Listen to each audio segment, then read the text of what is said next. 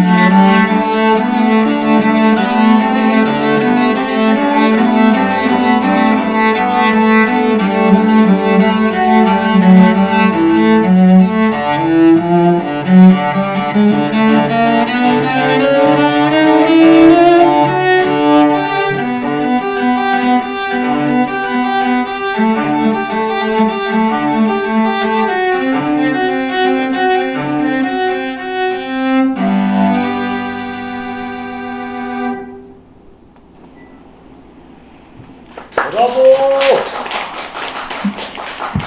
여러분 어떻게 들으셨어요? 네. 저는 선생님 어떻게 들으셨어요? 저는 저 첼로라는 악기가 네네. 제가 외로울 때 막 끌어안고 싶은 어떤 허리 같은 네네. 그래서 좋아했는데 불경하죠 그렇게 생각하면. 이현미 첼리스트님 너무 수고 많으셨고요. 엔딩 때도 또 아름다운 걸 부탁드리겠습니다. 네, 큰 박수 부탁드릴게요.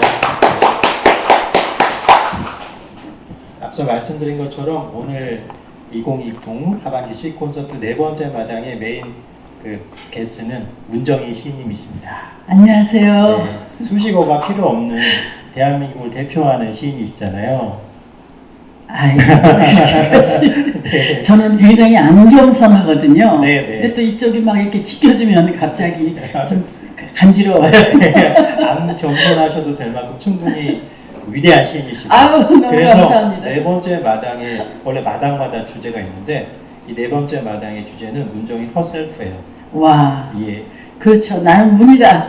네. 나는 나야 맨날 이러잖아요. 네. 네. 선생님 참대에 이렇게 와보셨는데 첫 느낌이 어떠셨어요? 난 참 삼례를 그리워했었어요. 네. 제가 그 고향이 보성이지 않습니까? 네. 그래서 일찍이 이제 사춘기 때부터 서울에서 네. 학교를 다니면 호남선을 타고 내려가는데 네. 어쩌다 기차가 안 되면 시외버스를 탈 때가 있어요. 그렇죠. 그럴 때 삼례라는 마을을 지나가면 네.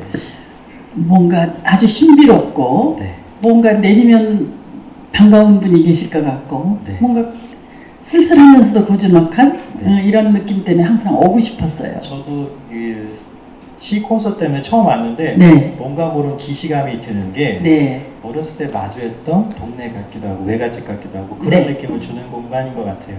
근데 그렇게 얘기하면 자꾸 나는 너무나 뭐 세계로 휘젓고 댕기고 네. 삼례는 내 네. 마음속에 그대로 유지됐다는 그런 느낌인데 오늘 와서 보니까 네, 뭔 동굴아파 어느 한 도시에 온 것 같은 동굴아파? 네, 그러니까 네. 시간이 많이 고여 있고 네, 어떤 건물 골목 네. 나무들이 네, 이야기를 상당히 괜찮은 이야기를 머금고 있는 것 같은 네. 그런 느낌을 받았어요. 뭔가 시적 영감도 얻을 수 있는 것 너무 같아요. 많이 주는 것 같은 공기도 다른 것 같고 그래서 좋았어요. 내년쯤에 삼례를 주제로 한 시가 또 나오지 않을까 그런 기대를 해보기도 그렇죠. 하고요. 저도 좀 기대가 되네요. 네. 그 선생님은 사실 굉장히 어렸을 때 시집을 내셨잖아요. 네. 사실 그때는 조금 지금 정서하고는 전혀 맞지 않지만 여자가 너무 똑똑하거나 나서거나 그러면은 되바라졌다. 네. 이런 표현도 좀 하고 그랬을 것 같아요. 고등학교 때 시집을 내셨죠? 네. 이제 저는 그런 생각이 거의 없고 네. 말하자면 한 신인의 탄생은 네. 기존의 것들에 대한 총체적 부정을 얘기해야 되거든요. 예. 그래서 당돌하게도 저는 좀 그 당시 우리 기존의 뭐 여성 시인뿐만 아니라 네. 기존의 것들과 사뭇 다른 어떤 그런 해성이기를 바랬어요. 근데 네. 나중에 보니까 여학교 때 그 어설프게 냈던 시집은 그저 하나의 그 추억의 기념물이고 네. 진정한 문학은 아니었다. 이런 생각을 많이 하게 됩니다. 네. 그래도 이게 그때 당시로 1965년도에 네. 꽃숨이라는 시집을 발간하셨어요. 예. 이게 그날 65년도에 갑자기 나온 건 아닐 건데 그럼요. 문학적 소양이 어렸을 때부터 이렇게 보글보글 끓고 있었달까? 그 11살 때부터 부모하고 떨어져서 혼자 광주에서 유학을 했거든요. 네, 초등학교 4학년 정도? 예, 5학년 되면서부터. 네, 네. 그러니까 엄청난 모험을 부모님들이 강행한 것 같아요.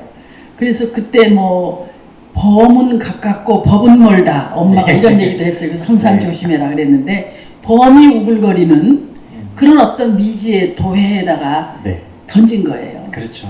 그런데 정말 천만 다행히도 제가 범에게 물려가거나 상처를 입지 않고 오늘까지 이렇게 온 것은 네, 어떤 문학이라는 하나의 어떤 불빛이 네. 저를 좀 많이 끌고 와주지 않았나 이런 느낌이 들어요. 보통 그 나이 때 부모님 슬하에서 벗어나게 되면 외로워하고 힘들어하고 그러는데 선생님이 그 외로움을 견디는 도구로 잡은 게 언어, 시 아유 아니었어요? 어쩌면 이렇게 근사한 해석을 예. 저 사실 그래요. 왜냐하면 바로 그때 저한테 다가온 참을 수 없이 정말 심각한 그 외로움과 근데 인간의 내면에는 자기 보호 본능이 있는 것 같아요. 아무리 아이라 하더라도. 그렇죠. 그래서 네. 스스로 내가 나를 키우는 혼자 쓰는 연습 그런 것들이 언어화해서 나를 끌고 온 것 같아요. 그럼 일종의 언어가 그 선생님의 세계를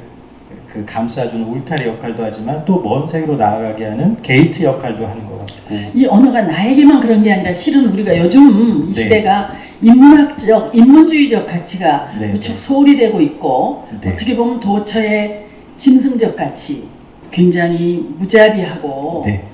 파괴적인 그런 네. 가치가 횡행하고 있기 때문에 그렇지 진정한 인간의 존재는 언어로서 존재하는 거예요. 네. 언어가 제자리에 서 있지 않거나 언어의 재산이 없으면 혹독하게 가난하고 형편없는 거 아니겠어요? 짐승의 삶이잖아요. 그렇죠. 근데 그런 의미에서라면 일찍이 제가 그 도회에 와서 100일장에 막 1등하고 그랬거든요. 네. 그래서 그 당시 그것이 진정한 문학은 아니었다 하더라도 나를 채우고 키우는 중요한 하나의 어떤 자료, 재산, 바탕을 이루지 않았나 그런 점에서 아주 감사하죠. 맞아요. 선생님이 하신 말씀 중에서 언어가 성숙하지 않은 인간은 어떻게 보면은 문명에서 멀어진 인간이잖아요. 당연히 그렇죠. 네.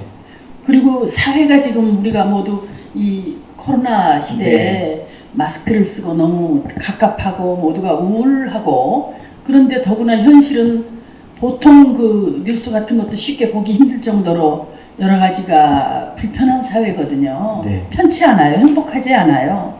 그거는 뭐냐면 언어의 가치가 서 있지 않고 언어가 왜곡된 언어로 채워져 있기 때문에 그렇다는 생각을 해요. 맞습니다. 그래서 뭐 우리가 세종임금이 한글을 어쩌고 그러는 뿐만 아니라 풍부한 언어에 제대로 언어가 제자리에 쓰는 그런 사회 그런 것을 위해서도 시인이나 소설가나 인문학적, 인문주의적 가치는 중요하다 이런 생각을 네. 저는 하는 것입니다.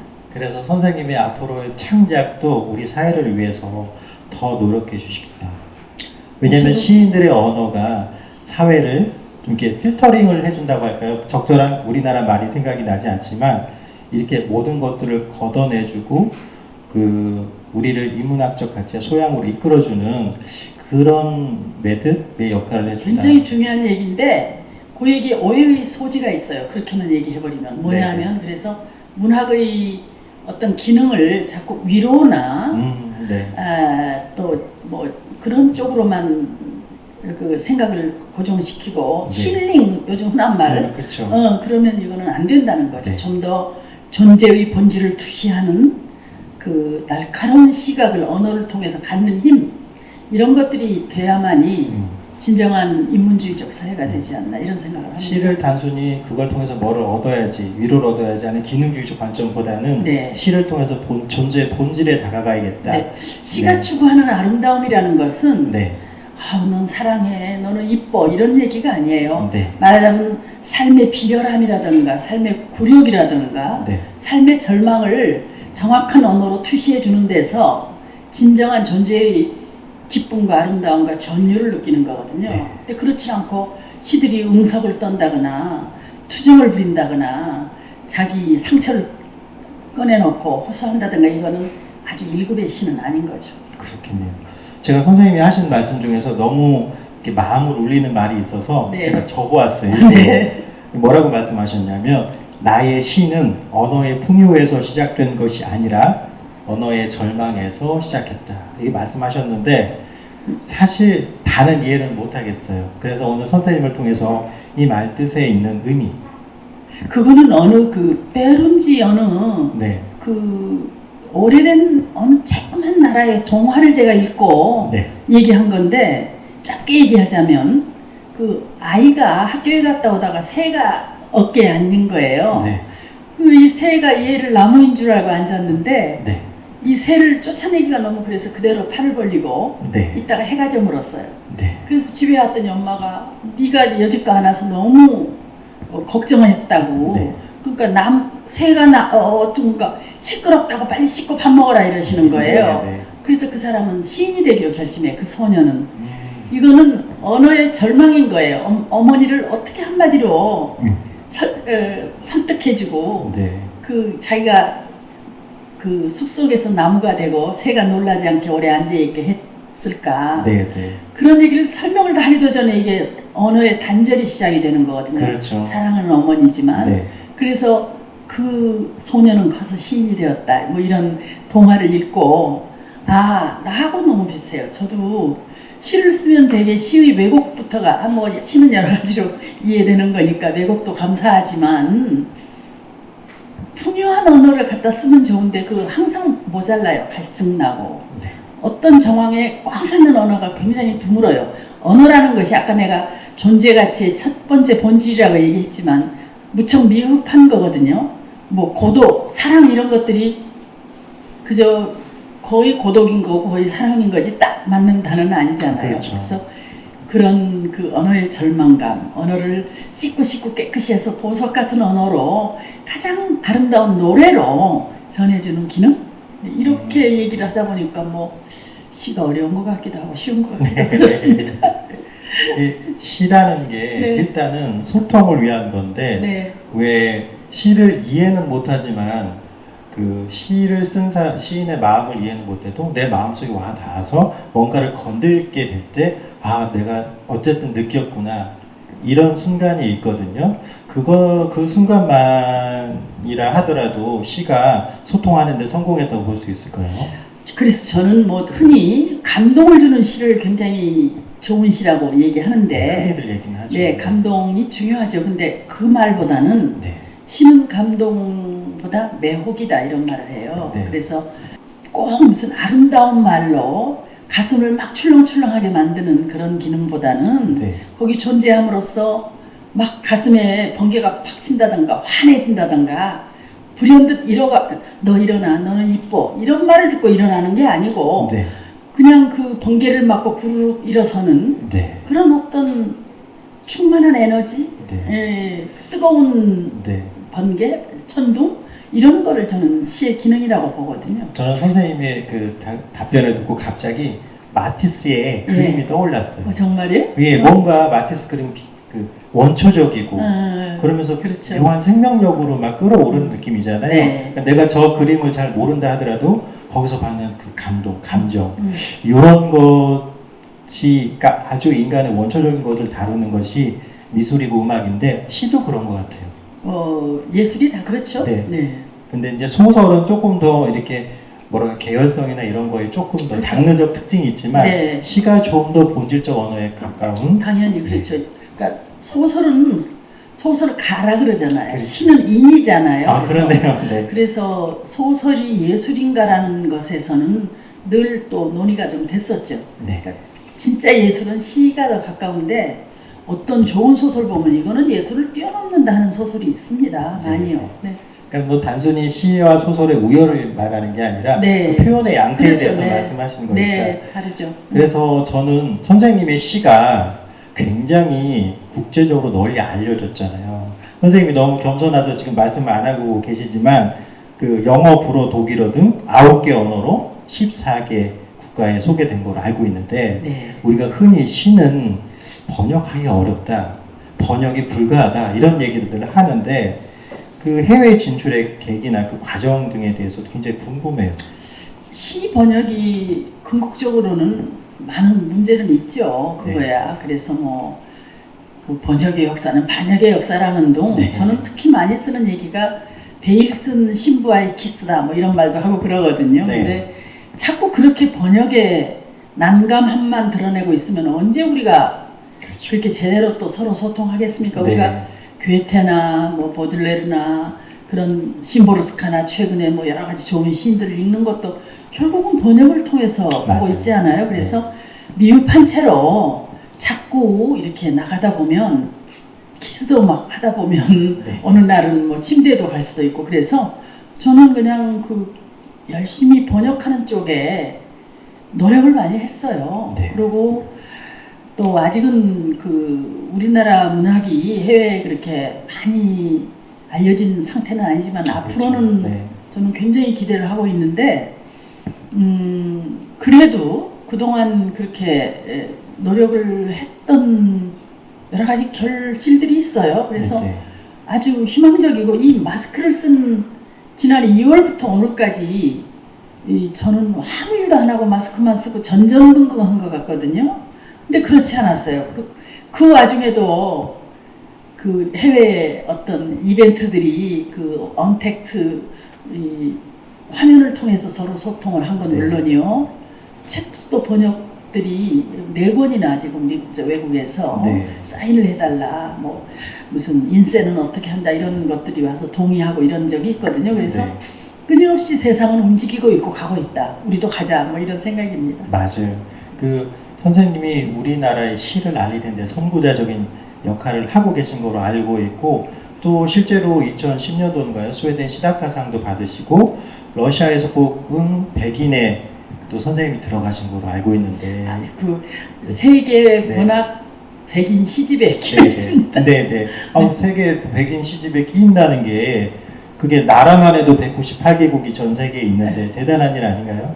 우리 한국이 어쩌다가 그 기회를 놓쳐서 그랬지 네. 시의 수준으로 본다면 네. 뭐 벌써 끼어야 하죠. 근데 이제 어쩌다가 거기까지가 손이 안 미쳤는데 뭐 그런 걸 발견하고 제가 또 다행히 운 좋게 여러분들이 만들어주셔서 거기다 끼워주신 거죠. 네. 네. 아니 이건 겸손이 아니고 네. 사실입니다. 네.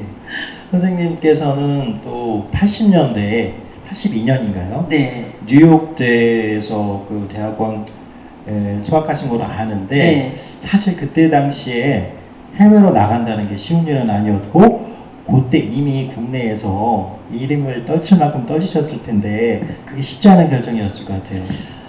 그때는 이제 30 뭐 초중반쯤 된 때인데 제가 국내에서는 제가 등단할 때가 1969년인데 전 장르 문인이 600명이었어요. 네. 그러니까 굉장히 등단 자체부터 주목을 받는 요즘 시인이 뭐 굉장히 좋은 신춘문예 등단해도 뭐 누가 등단했다 이런 게 화제가 되지 않지 않습니까? 그렇죠. 네. 근데 그때는 벌써 등단하면서부터 시선을 받고 나올 수밖에 없는 희소 시대이고 네.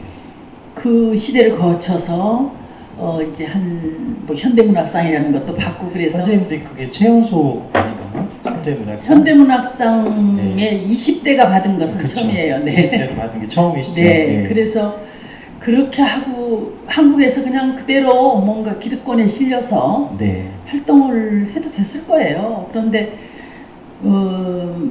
마침 저희 집안 분위기는 이제 오빠들이 그 외국 유학도 하고 네. 그래가지고 이미 우리 사회에 글로벌 사회가 된다는 그런 의식들이 이미 벌써 있으셨군요. 네, 좀 있었죠. 뭐 그러니까 굉장히 60년대 중고등학교 다니면서 힘들었는데도 오빠가 타임지를 정기구독하고 그랬었거든요. 네, 그래서 네. 이제 그런 분위기가 좀 있었어요. 그래서 항상 그런 걸 생각하고 있었는데 결혼하고 학교 교사를 하고 아이들을 낳고 그러니까 이미 그런 기회와는 멀어진 때죠. 그런데 네. 어쩌다 기회가 있을 때 불현듯 일어나서 간 거죠. 네. 엄청나게 고생을 많이 하다 왔어요. 영어도 제대로 못했고요. 지금도 영어가 아주 부실하지만 얼마나 가난했는지 뭐 아이들 머리에 막 이가 생기고요. 아파트에는 나는 맨하탄이라는 곳에 그렇게 바퀴벌레가 많은 걸 처음 봤어요. 정말 빈곤, 우리는 한국은 또 외채 사회국의 빈곤국이고요. 네. 독재국이 광주 네. 민주화가 또 벌어진 그런 정말 힘든 그런 정황 속에서 뉴욕이라는 곳은 또 미국하고 또 달라요. 뉴욕은 세계 예술의 메카니까 네. 그걸 겪으면서 제가 좀 허물을 조금 벗은 거죠.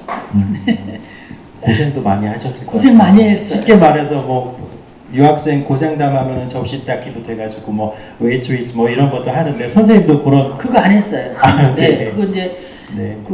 집에서 그냥 굶어 죽더라도 그거 하지 말고 시간을 네. 투자해라 그래서 그게 현명한 거네요. 그거 지금 생각하면 너무 감사한 거죠. 그래서 네, 드디어 이제 문학이외에 제가 정말 어린 시절에 시집을 낸 문학소녀인데 인적 장르 예를 들면 영화라든가 그림이라든가 네. 음악이라든가 해서 다양한 인적 장르에 대한 그 감각을 또 익혔죠.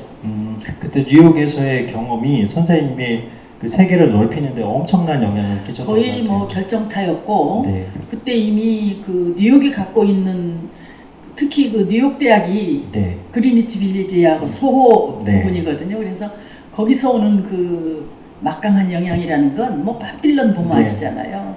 그 다음에 뭐 무슨 신앙송을 $5 5불을 받으면서 하는 것도 처음 봤어요. 신앙송 공짜인 줄 알았는데 네.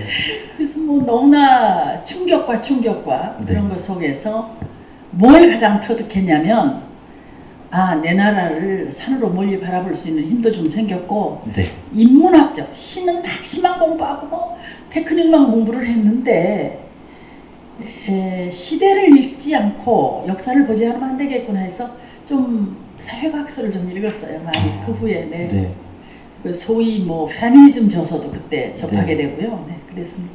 맞습니다. 그때만 해도 그 80년대 미국 사회는 레이건 정부 시절이고 히피 문화가 조금 이렇게 좀 잦아든다. 네, 월남전 네. 그 후반부가 돼가지고요. 네. 무슨 앨런 긴스버그니 이런 네. 그 시인들이 뭐 굉장한 그 인권 운동을 벌일 때예요. 네. 그래서 인권 운동의 한 차원으로 여성학이라는 문제가 돼도 되는 거죠. 네. 흑백 문제가 이제 기본인데 그래서 그런 데서 많은 자극을 좀 받은 거예요. 단순히 시만 공부하신 게 아니라 인문학적, 그럼 철학적 여러 가지 사회를 바라보는 메커니즘 그 전반에 대해서 공부를 하시고 오신 것 같다는 느낌이 듭니다. 좀 자극을 받았죠. 네. 네. 그렇게 자극을 받고 오셨는데 또 2년 만에 돌아온 한국의 모습은 어땠나요? 저는 그때 미국에 더 있을 수 있는 여러 가지 그 전망이 돼 있었거든요. 네. 근데 한국 시를 쓰는 작가인데 네.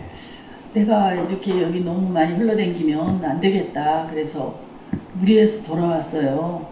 그런데 돌아오니까 2년 동안에 내가 사랑하던 한국의 모든 것은 전부 돌아앉아 있었어요. 그래가지고 네. 혼자 낭떠러지에 앉아 있는 것 같은 그런 기분이 많았죠. 그래서 다시 공부를 또 한 거예요. 뭔가 막연하고 절망스러운 부분도 조금은 있었겠어요. 엄청난 절망과 네. 그 다음에 이제 삶이 그때 30 초중반이면 애들도 커나고요. 네. 일상이 저를 잡아먹기 딱 좋은 그런 때죠. 왜냐하면 뭐 사람이라는 게 삶이라는 건 문학이라는 게 둥둥 떠서 허공에 가지 않잖아요. 그렇죠. 그러니까 너무나 그 어떤 삶의 착고, 삶의 굴레가 저를 엄청나게 억압하고 또 한국 사회가 그 당시 안고 있는 문제들은 88 올림픽 이후 89년부터 이제 세계가 네. 이제 좀 네, 자유화가 되고 네, 그랬죠. 동부 베를린 장벽이 해체되면서 조금 세계가 넓혀지니까 그 극치에 달한 한국 사회 갈등이 심화되고 이념적 갈등도 있었고, 네, 정치적인 예, 맞아요. 후퇴 민주화에 대한 갈망, 경제적인 오직 물질을 향한 속도 네. 이런 것들이 너무 견딜 수가 없었죠. 그때만 해도 지금도 빨리빨리 문화가 있다고 하는데 그때는 빨리빨리 문화가 엄청나서 네, 압축 성장에 대한 강박이 있을 때였어요. 그렇죠. 그러니까 사실 시라는 것을 물론 이제 잘 살아야 시를 향유한다가 아니지만은 그런 정신 상태에서 시를 향유하기가 쉽지는 않았을 것 같아요. 근데 저는 다행히 엄청난 좋은 재료를 내가 갖고 있구나 하는 생각을 했어요. 오히려 우리나라 예. 사람이라는. 이런 좋은 재료를 가진 세계 시인이 없을 것 같았어요. 네. 그래서 이거 쓰기만 하면 되는데 뭐가 부당하고 어렵고 제가 제사를 많이 지냈거든요. 네. 그런데 이 너무나 아닌 것 같은데 이렇게 일방적으로 아닌 것 같은데 이건 그럼 뭐야 이런 부당하고 그런데 그런 것들을 한꺼번에 해결하는데 많은 고통이 있었죠. 그러면서 이 좋은 재료를 어떻게 꿰뚫기만 하면 굉장히 좋겠구나. 네. 어느 세계 작가에게 뒤지지 않겠다 이런 생각은 좀 했었습니다. 네. 그게 결실이 지금 되고 있어서 세계 여러 나라로 번역이 됐고 또 그러니까 소개가 됐잖아요. 외국 가면 잘난 체 하죠. 예.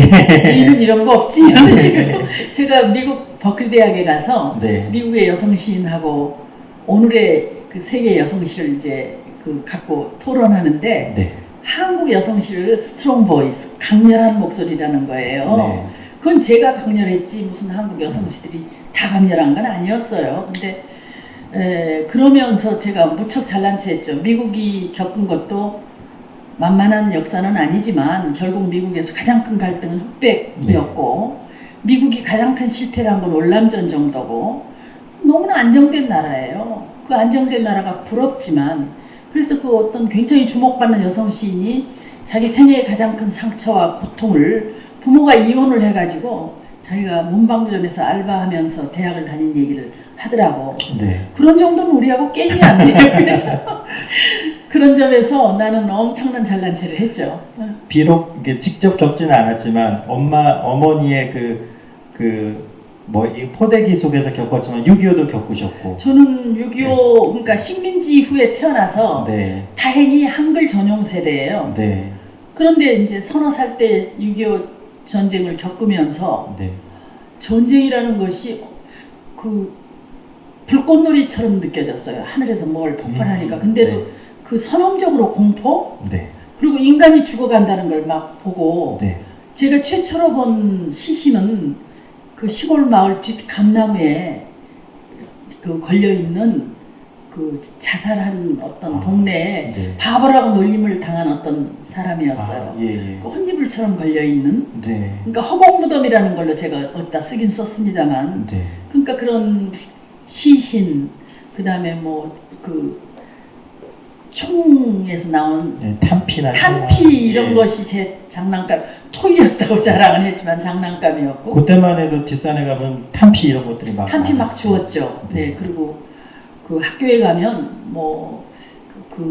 미국에서 도와주는 장난감을 논아주는데 우유도 먹여주고 근데 저는 또 동네 조금 사치에다 딸이라고 해서 네. 다른 애들은 이만한 구스루가 공을 주고 저는 자동차 하나를 줬어요. 그런 경험도 있고 네. 뭐 지금 생각하면 너무 아름다운 그러나 그때는 지금 반복할 수 없는 네.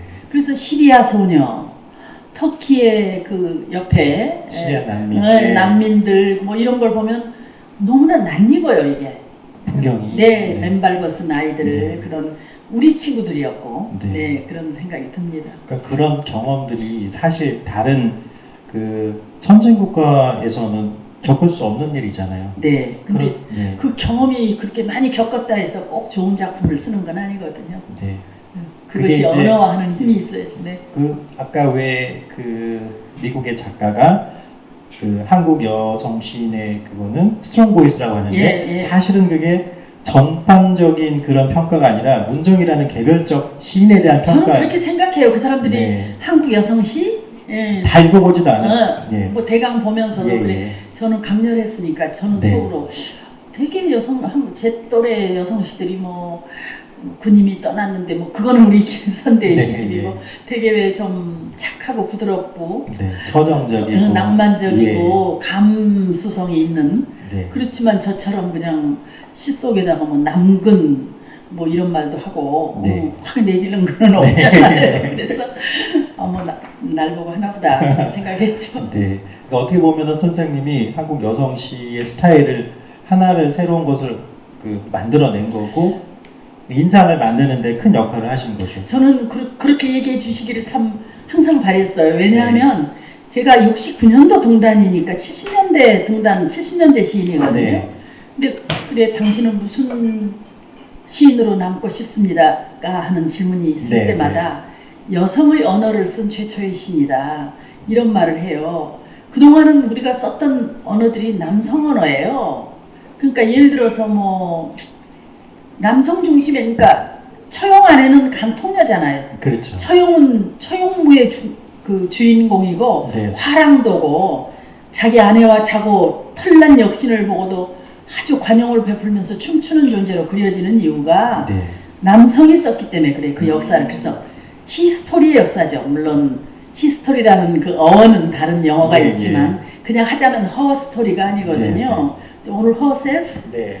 너무 좋은데요. 그래서 내 중심의 얘기를 쓰자 해서 예를 들면 제 시에 유방이라는 시가 있어요. 네. 유방 그러면 막 낄끼로서 여서든 뭐 가슴에 달린 어쩌고 네. 포도송이 막 이러고 굉장히 에로틱과 섹슈얼 이미지만 떠올리잖아요. 네. 어떻게 유방이 그렇겠어요? 저는 이 유방암 체크를 하면서 이렇게 차가운 기계에다 댈 때 그 존재의 쓸쓸함과 엄혹함 때문에 견딜 수가 없거든요. 그리고 이 유방이야말로 우리 아이들의 양식이 되는 거예요. 지금 애 안 난다고 야단치면서 여성의 몸에 달린 유방이 아이들을 키우는 곡식이라는 생각을 해보지 못하지 않습니까? 그렇죠. 그래서 여성 언어를 쓴 최초의 여성 시인이다 이러고 싶어요. 네. 여성 중심에서 여성의 언어를 쓴 네. 말씀을 들어보니까 콜레트의 성의 정치학이 떠오르네요. 네. 사실 D.H. 로렌스나 그 밀러 같은 작가들 작품이 음. 뭐 성을 해방시켰다고 하지만 그 작품 속에서 묘사되고 있는 여성은 사실은 거기서 말하는 성의 해방은 남성 성의 해방이지 여성 성의 해방은 아닌 것 같다.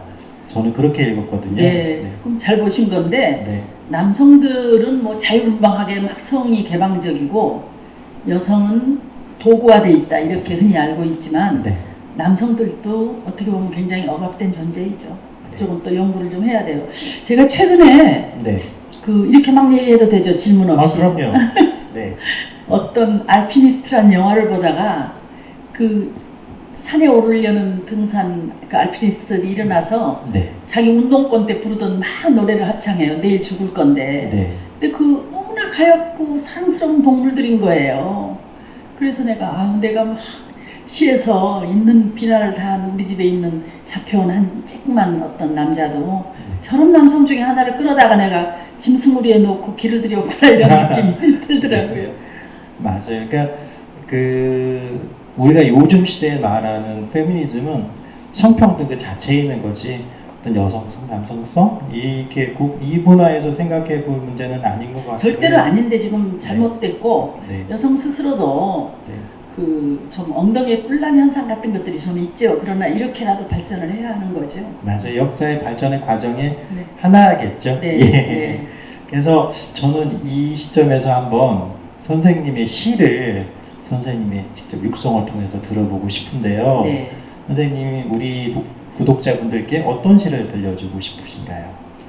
아니 뭐 저는 네. 읽기 쉬운 좀 사랑시를 읽고 싶은데 네. 지금 모두가 응을 읽어달라 그래서 응도 전 좋아해요. 네, 좀 그 낭송용이 아니라서 네, 네. 힘들긴 하지만 한번 응을 읽어볼까 합니다. 네.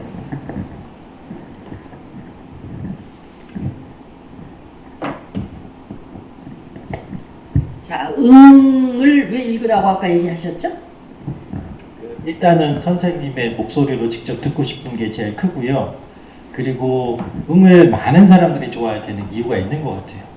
정말로 많은 사람들이 제가 주변에 물어봤거든요. 근데 다 응을 듣고 싶어요. 네.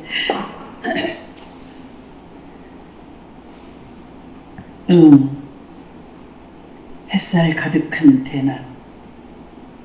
지금 나하고 하고 싶어? 네가 물었을 때 꽃처럼 피어난 나의 문자. 동그란 해로 너 내 위에 떠 있고 동그란 달로 나 네 아래 떠 있는 이 눈부신 언어의 체위. 오직 심장으로 나란히 당도한 신의 방.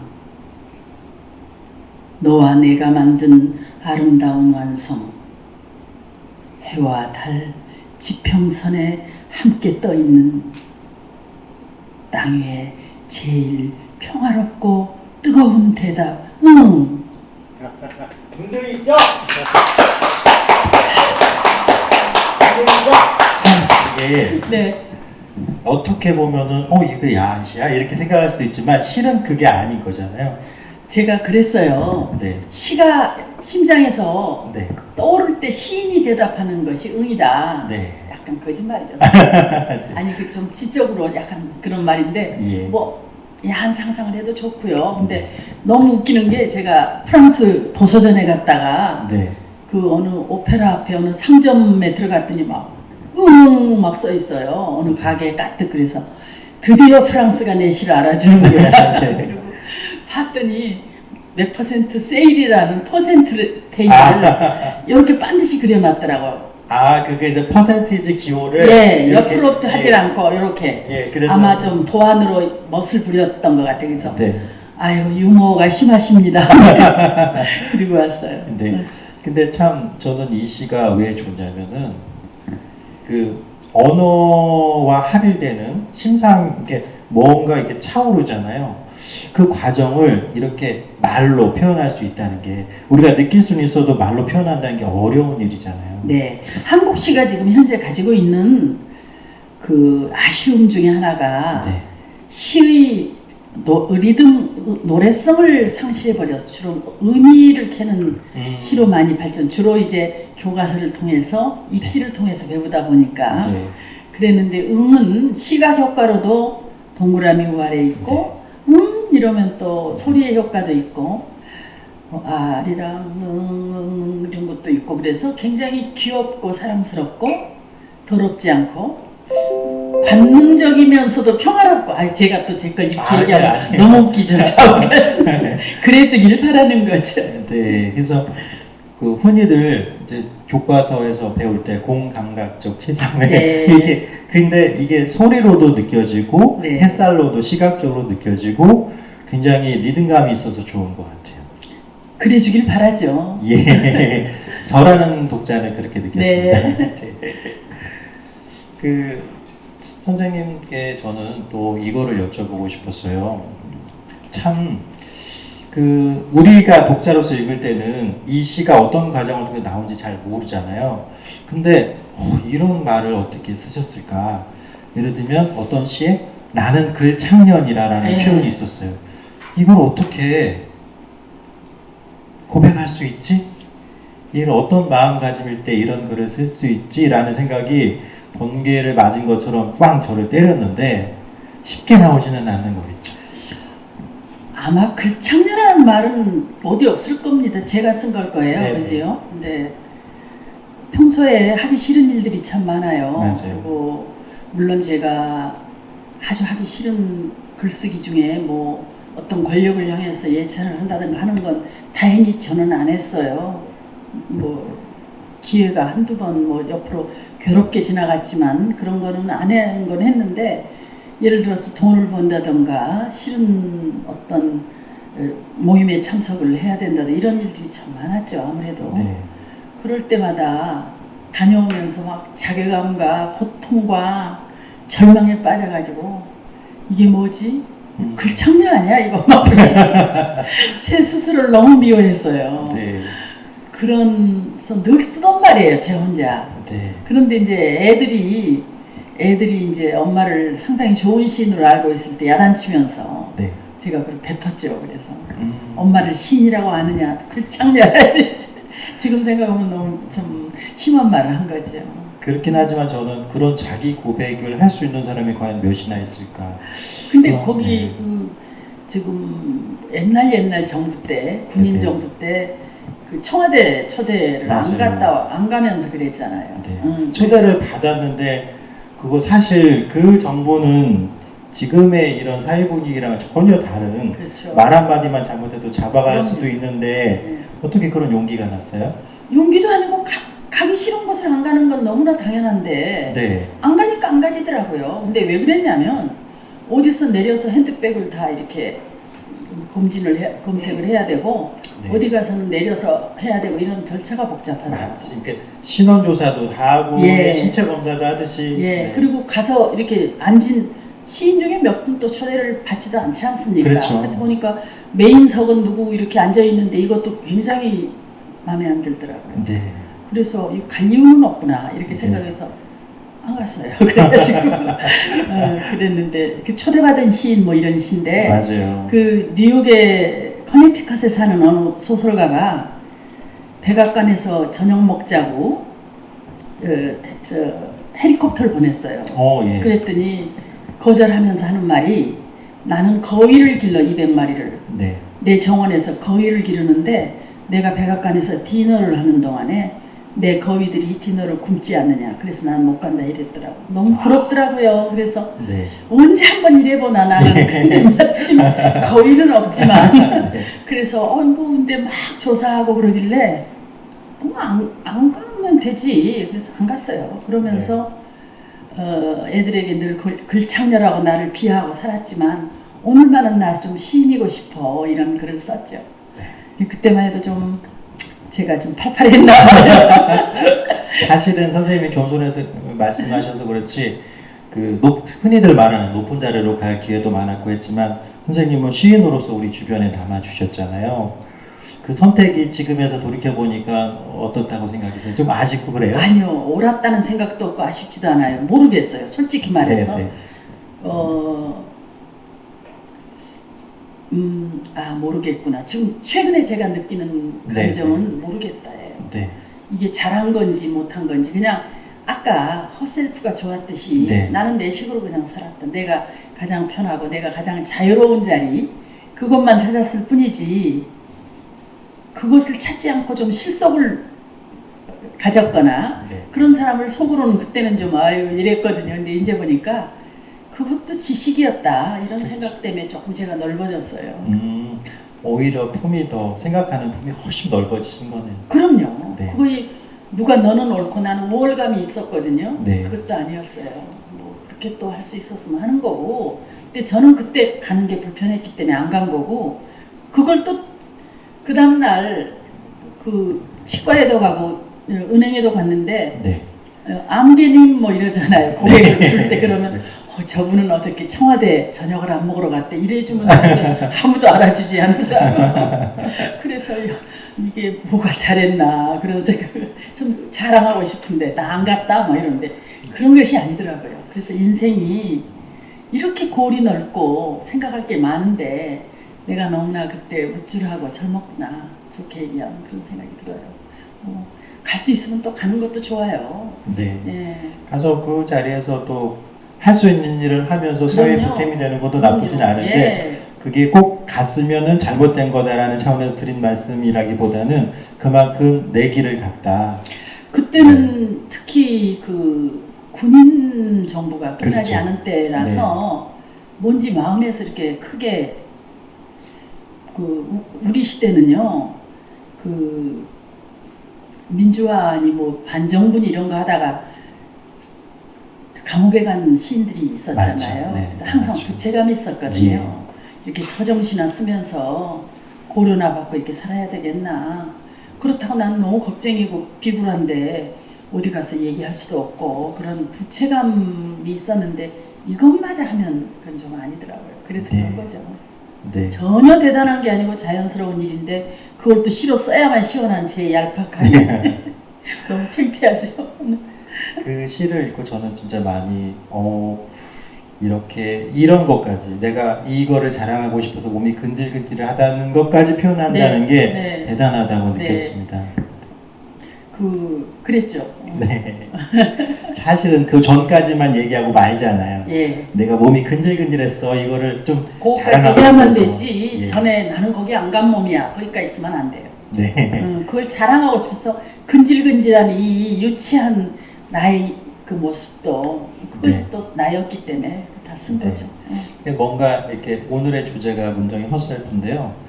이렇게 문정이라는 시인이 갖고 있는 스트롱 보이스 이미지도 있고 또 한편 문정희 시인은 에코페미니즘을 대변하는 시인이다 이런 평가도 있는데 어떻게 생각하세요? 네, 제가 2000년대 돼서 2000년대 이거는 조금 또 달라져야 되지 않나 이런 느낌이 들었어요. 네.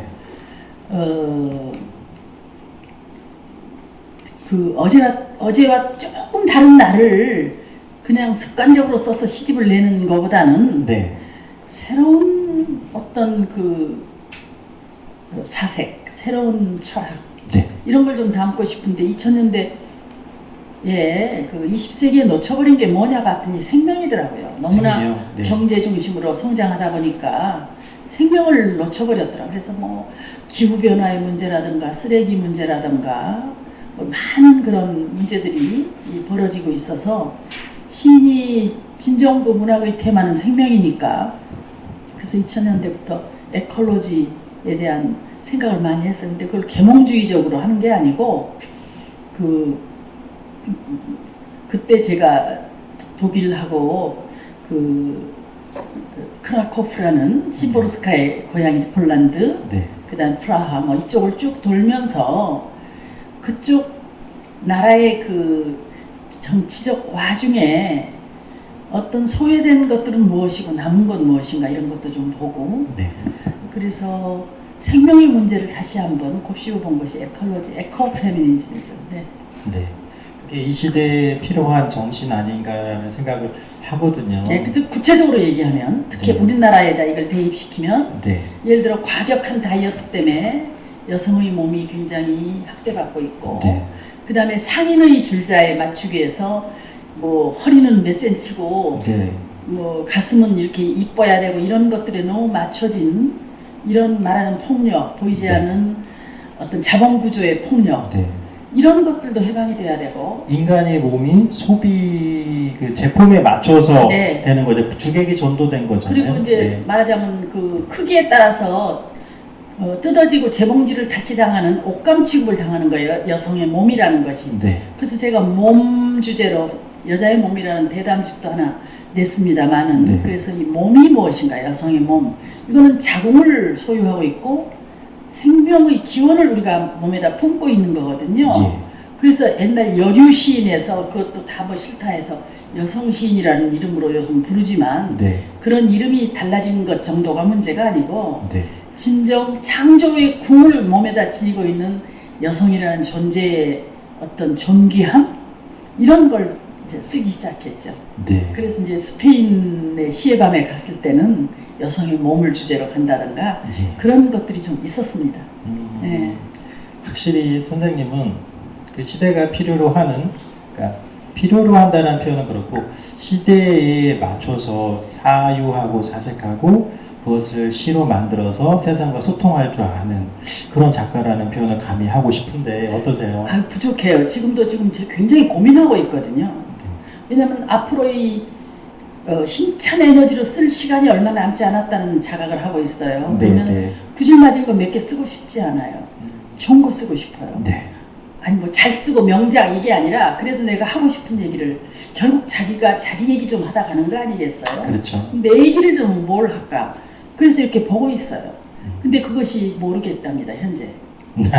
모르겠다는데 이제 그 속에 또 답이 있겠죠, 뭐. 그래서 언어가 나를 불러야 되거든요. 응처럼. 아까 그 얘기 하고 싶었는데 시인이 어느 뭐 여행을 다녀와 외국 경험을 해. 네. 외국에 가서 너무나 아름답고 충격적인 장면을 보고 그걸 쓰는 것은 그거는 평범한 그냥 기록이에요. 그렇겠죠. 어느 한 단어, 언어가 나를 불러줘야 되거든요. 응에 제가 응한 거예요. 네. 그런 식으로 나를 아주 그 획기적으로 전율적으로 매료시키는 그것이 무엇인가? 그걸 지금 모른다 이러고 있는 거예요. 지금 공부하고 계신 네. 중이네요. 굉장히 맹렬히 읽고 있어요. 네. 아마 코로나 덕분에 얼마나 많은 책을 읽었는지 몰라요. 네. 곧 그 결과물이 나왔으면 좋겠다는 소망을 해보고요. 이쯤에서 우리가 한번 선생님의 시를 네. 다른 누군가의 목소리로 한번 아, 좋죠. 들어보려고 합니다. 네. 한계령을 위한 연가.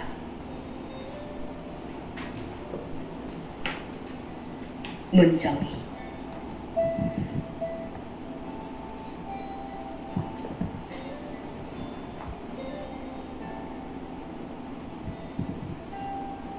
한겨울 못 잊을 사람하고 한계령쯤을 넘다가 뜻밖의 독서를 만나고 싶다.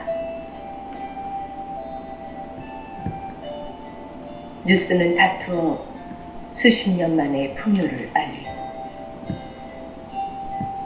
자동차들은 뒤뚱거리며 제 구멍들을 찾아가느라 법석이지만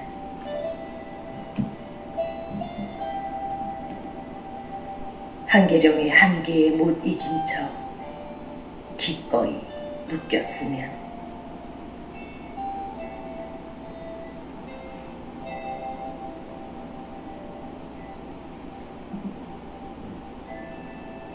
오 눈부신 고립 사방이 온통 흰 것뿐인 동화의 나라에 달이 아니라 운명이 묶였으면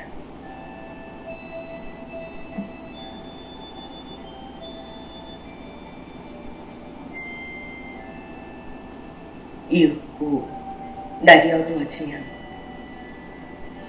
풍요는 조금씩 공포로 변하고 현실은 두려움의 색채를 들이우기 시작하지만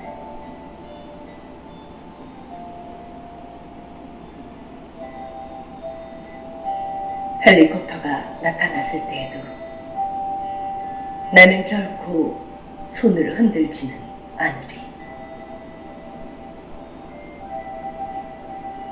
헬리콥터가 눈 속에 갇힌 야생조들과 짐승들을 위해 골고루 먹이를 뿌릴 때에도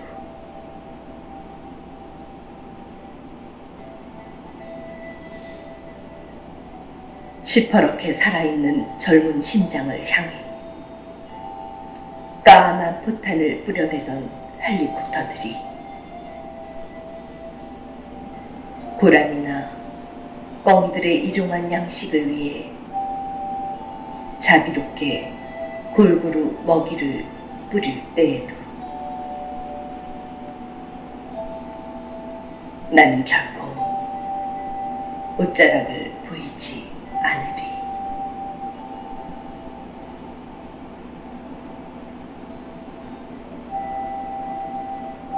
아름다운 한계령에 기꺼이 묶여 난생 처음 짧은 축복에 몸둘 바를 모르리.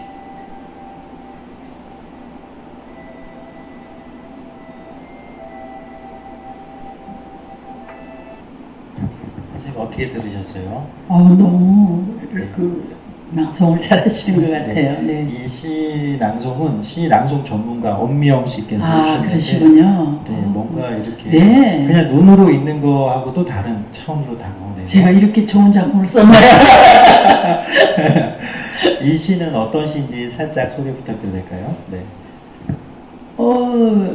그 눈이 많이 오는 날 네. 뉴스를 보니까 9시 뉴스 네. 네. 그 대관령에 눈이 많이 내렸다 그러더라고요. 네. 근데 문득 뭐 내일 교통이 마비될 것이고 뭐 이러는데 아니 네. 난 저기 가서 좀 묻혔으면 얼마나 좋을까 이런 생각이 들어요. 네. 그래서 무대를 한계령으로 옮기고 왜냐하면 네. 추운 경계란 뜻의 한계령이지만 네. 한계 짓는다도 있잖아요. 네. 그래서 네. 대관령보다는 입에서 대관령 이거보다는 한계령이 이뻐요. 그래서 네. 한계령으로 옮기면서 썼어요. 네. 그래서 헬리콥터를 보고도 손을 흔들지 않겠다. 네. 뭔가 내가 거기 묻혀서 사라지고 싶다.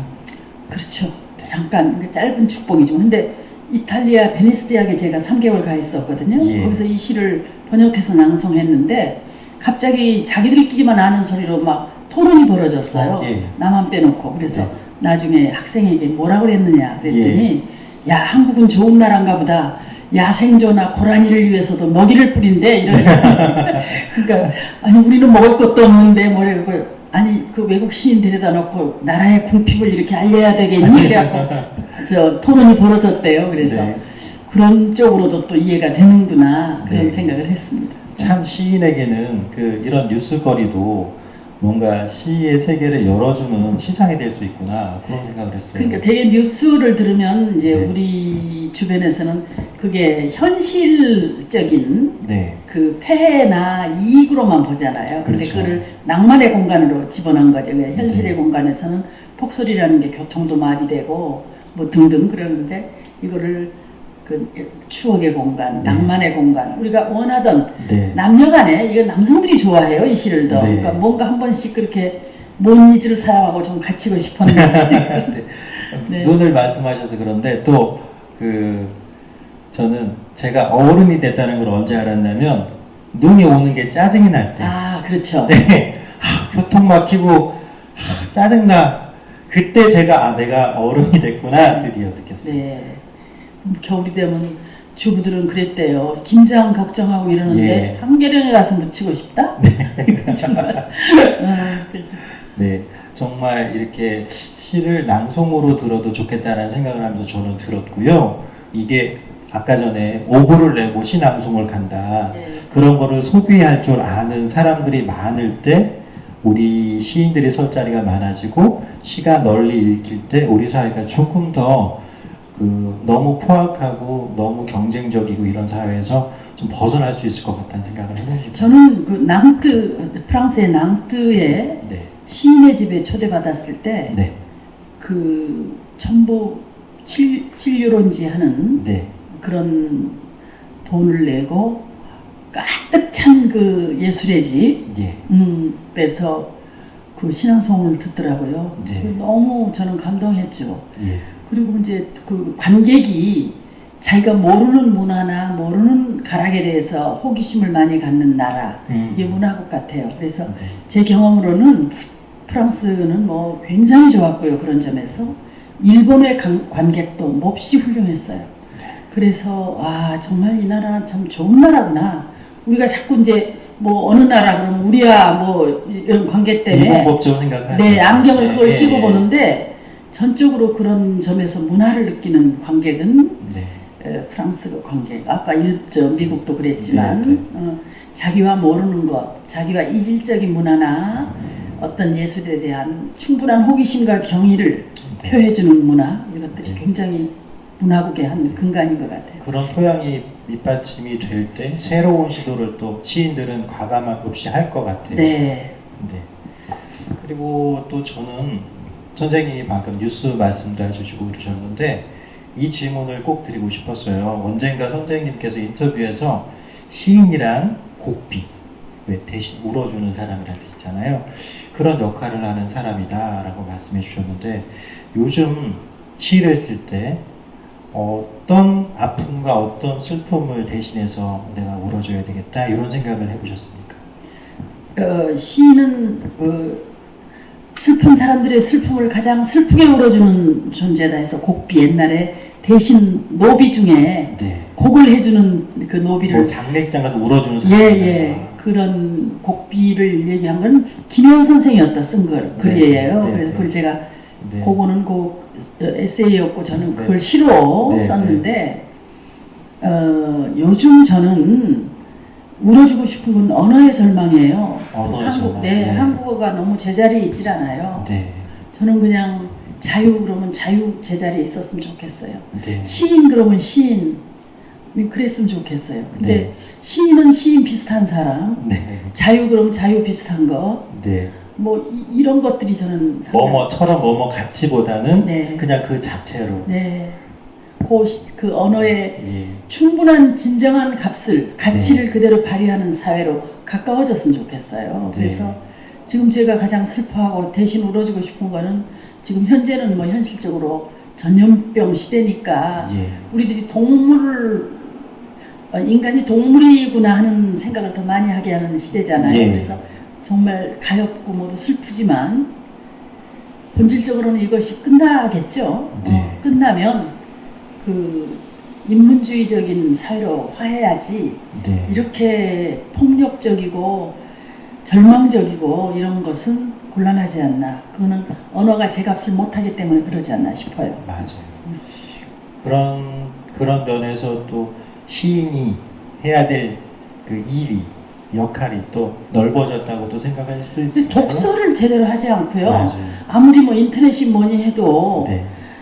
가장 그 언어를 풍부하게 언어 부자가 되는 것은 독서밖에 없어요. 그리고 네. 그 독서 중에 가장 내가 지금 현재까지 발견한 방법으로는 활자 매체를 통해서 보는 독서만이 네. 오래 각인이 돼요. 현재 맞아요. 내가 인터넷 다 좋죠. 그것도 네. 다 재밌고 시간을 보낼 수는 있지만 제가 현재까지 발견한 방법 중에는 활자 매체를 통한 자기 영역을 확보하는 진정한 부자, 네.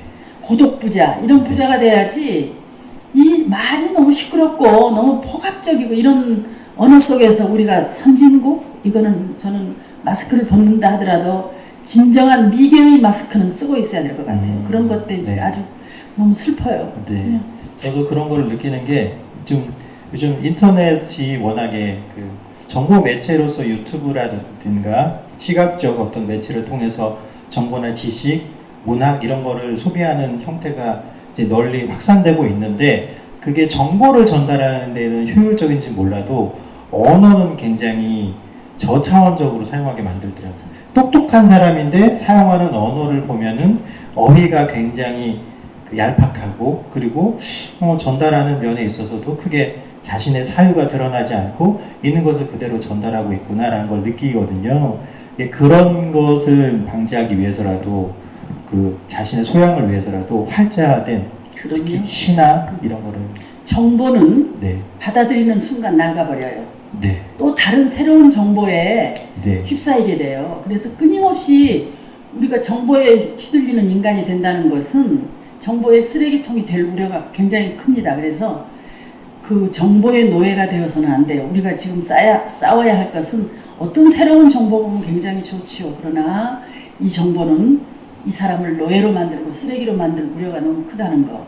진정한 자기혁명, 네. 또 사회적 진정한 어떤 새로운 사회의 구간은 언어를 통해서 제대로 이루어져. 언어의 혁명이어야 한다는 거.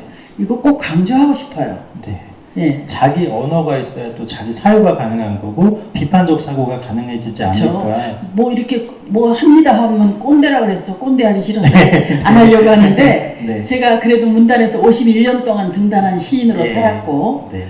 또 이 땅에서 그 좀 산 한 선배 언니 같이 누님으로 그런 얘기하자면 거죠. 예.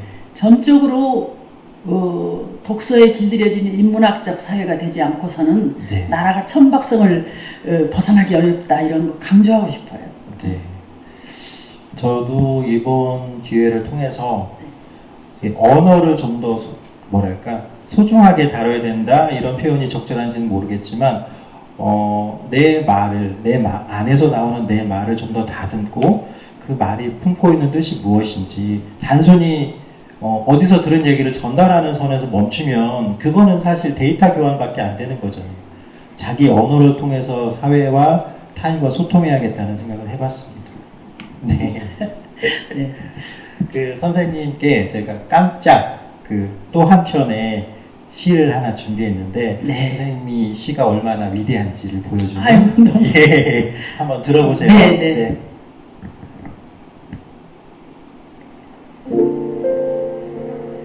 Зимний Аглитер в Санкт-Петербурге. На луну, которая его преследует, шатаясь, от заката до рассвета воет волк. А в гостинице танцовщица босая, ослепительная белых питерских ночей. Окликает гениального поэта ярче небосвода пронзающих лучей. Почему венцом любви безумной, что волнение богов было сильней, стал лишь брак, мерцание северной авроры? В этом мире умирать не ново, но и жить, конечно, не новей. Эпитафия, начертанная кровью. Зимний Аглитер под кровом снежных простыней. Не осталось ничего, все звуки смолкли, только дико, как в Сибири, воют волки.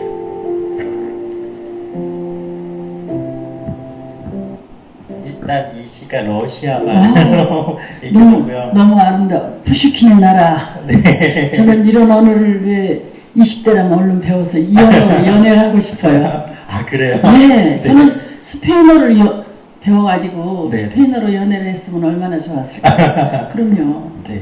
이게 한국말 연애랑 또 스페인말, 러시아말 연애 약간은 다를 것 같아요, 결이. 한국어는요, 네. 고백의 언어가 참 고백의, 드물어요. 예. 예.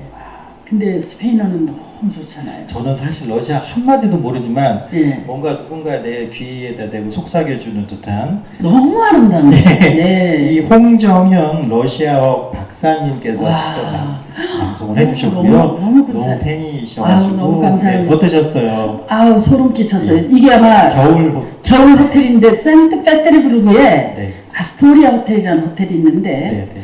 그 이사도라 던컨이 네, 네. 러시아의 시인하고 신혼여행을 갔다가 다시 맞아요. 돌아와서 그 자살했던 방이 있거든요. 근데 거기에 제가 러시아에 가서 제가 읽었는데 네. 한국말로 네. 그토록 치열했던 그 연애의 끝은 왜 고작 결혼이어야 했느냐. 그거를 러시아 사람들이 쭉 뽑아서 어느 네, 그 네. 잡지에다 실었더라고요. 왜 그 아름다운 그 치열한 그 뜨거운 그러니까 천년의 빙설도 녹여버릴 만한 네. 그 연애의 끝이 왜 고작 결혼이어야 했느냐. 고작이라고 결혼을 얘기했으니까. 사실 사랑의 결과가 결혼은 꼭 아닌데 결혼으로 가면 무덤으로 들어가는 거죠. 이 시가 러시아어 제목으로는 앙글레테르라고 예, 해요. 예, 예. 너무 그 앙글레테르가 아마 그 네. 호텔 이름인가 네, 싶은데요. 그런 것 같아요. 네. 그, 너무 아름다운 시 같아요. 아우 그 시인이 네. 예, 너무 아름답게 생겼는데 네. 던컨은 맨발의 이사도라 그렇죠. 던컨이잖아요. 네. 유럽에 아주 그 스타가 돼서 막 네. 춤을 추는데 얘는 가사 보니까 자기는 무명이에요. 그래서 따라다니다가 돌아와서 권총 자살합니다. 너무 슬픈 얘기. 너무 아름다운 시이죠. 네. 예. 그래도 러시아 말로 이렇게 연애를 하고 싶다. 러시아어로 연애하고 싶어요. 지금 네. 이걸 들으니까 네. 그 라라 뭐 이런 아, 예, 저기 닥터 집하고 예, 치열한 네. 네 그런 생각이 듭니다. 예세닌. 네, 아, 예세닌하고 이사라더라던 맞아요, 분이죠. 맞아요. 네. 네. 천재였죠. 예세닌은 너무 외모도 왜 그렇게 아름다운지 네. 그렇게 아름다운 예세닌. 네. 거기에 영감을 받으셔가지고 이렇게. 열심히. 그럼요. 거기 네. 생베테를 부르고 갔을 때 네. 거기 성 피터 대제 네. 성당 앞에 아스토리아 호텔이었거든요. 근데 네. 러시아 말로 다른 이름이었어요. 네. 근데 그 흐릿한 불빛 속에 네. 두 사람은 다 세상을 떠났고 네. 또 이사드라 던컨은 머플러에 몸이 감겨서 네. 그 파리에서 새로 생긴 애인과 가다가 자 갑시다 그러는데 이게 둘둘 감아서 동백꽃이 꺾어지듯이 죽잖아요. 맞아요. 제가 네. 워낙 맥플라이를 좋아하는데 네. 그 머플라 이미지 중에서 던컨의 이미지는 좋아요. 그런 것들이 제 감수성에 많이 들어있죠. 이 사람들은 참 생 자체가 드라마틱해요. 아유 멋있죠. 그러니까 네. 부질맞지가 않아요. 네, 그냥 갈 때도 네. 쿨하게. 그러니까 온 운명을 거기다 걸고 네. 그러니까 시인하면 시인했으면 좋겠어요. 음. 아까 제가 언어를 제자리에 가라 하는 건 네. 그냥 시인하면 시의 활을 한번 뽑았으면 끝까지 한번 목에도 꾹 찔러봤으면 좋겠는데 맞아요. 그게 너무 힘들죠. 사실 그리고 저는 이 질문을 해달라는 요청을 좀 받았는데 네. 아마 이 영상을 보고 계시는 분들 중에 시를 그냥 읽는 것으로 사랑하는 사람들도 있지만 네. 시인이 되고자 시를 끼적인다고 표현해야 될까요? 이렇게 하는 분들도 참 많을 거예요. 그쵸. 사실 시인이 되는 길은 험난한 거잖아요. 그렇게 안 험난해요. 나는 안 시인이 되는 길이 험난하고 뭐 뼈를 갈아서 시를 쓰고 그거 과장이에요. 저는 네. 골다공증도 안 걸려있네요. 네. 그냥 쓰면 시인이에요. 그냥 써라. 네. 쓰는 것만이 최고다 싶고 처음부터 자기가 원하는 그런 언어와 감수성이 잘 안 나오죠. 그렇죠. 시가 얼마나 싸가지 없는 물건인지 몰라요. 그럼요. 네. 여행 갔다 와서 시 쓰려면 잘 안 돼요. 저를 이미 발로 차버려 갖고 네. 제가 한 거의 보름쯤 여행을 하고 오면 보름 이상 애걸복걸해요.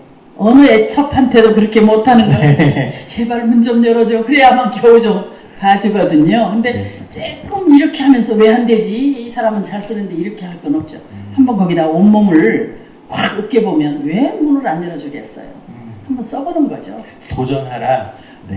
쓰면 시예요, 그게. 그리고 네. 시인이지. 네. 저는 솔직히 말해서 제가 심사도 많이 하고 뭐 신춘문예 네, 네. 했지만 등단이고 지 혼자 등단하는 거지 배울 필요도 없고 네. 또 뭐 문예창 작가 국문과 선생이었지만 네.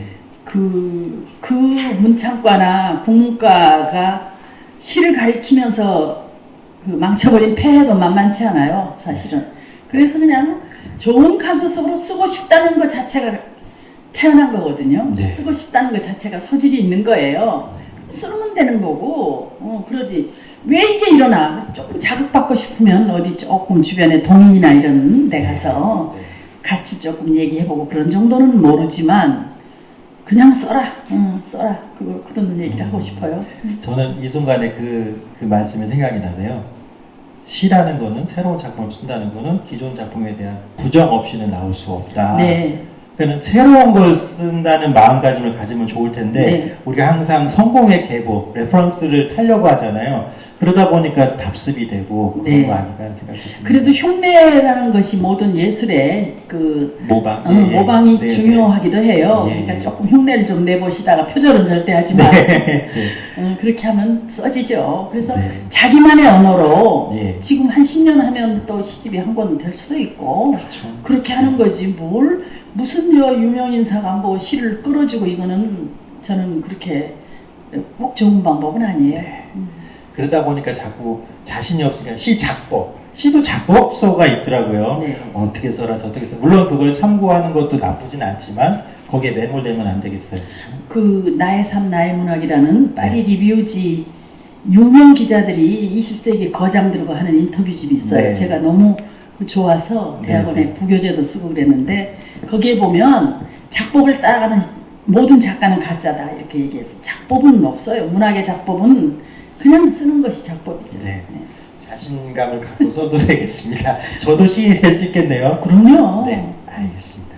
자, 선생님 오늘 이렇게 여기 삼내 책마을에 와서 네. 1시간이 넘도록 이렇게 이 우문에 현답을 주셨는데 아니 지금 뭐 겸손한 척 마세요. 너무 질문이 좋아서 제가 더러 이런 토크를 했지만 네, 오늘 그래도 뜻밖의 네, 기존 거하고 사뭇 다른 얘기를 좀 더 털어놨고 그렇게 끌어내 주신 우리 김 선생님께 정말 감사드려요. 좋은 그 대담자였기 때문에 네. 정말 최고였어요. 그래서 제가 그 설문도 좀 조금 읽지도 않고 왔는데 안심이 돼서 그랬거든요. 정말 잘하셨어요.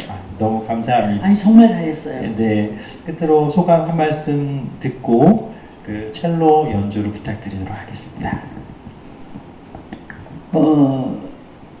그냥 나는 나고 결국 인생이 뭐 제가 많이 산 것 같이 너무 짧고 빨라요. 우물우물할 시간이 없더라고요. 하고 싶은 거 그냥 막 하고 시 쓰고 싶으면 쓰고 연애하고 싶으면 하고 그러는 거지 뭘 많이 그렇게 할 거 없이 그냥 살아라.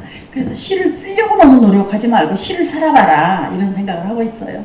네. 오늘 너무 좋았어요. 네, 저도 너무 좋았습니다. 여러분 어떠셨어요?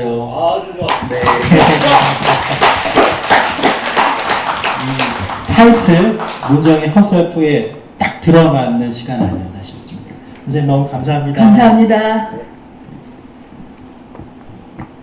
자, 이경미 첼리스트님의 그 곡을 저희가 듣도록 하고요. 2020 삼례 책마을 하반기 시 콘서트 네 번째 마당은 자 이제 점점 엔딩으로 가겠습니다.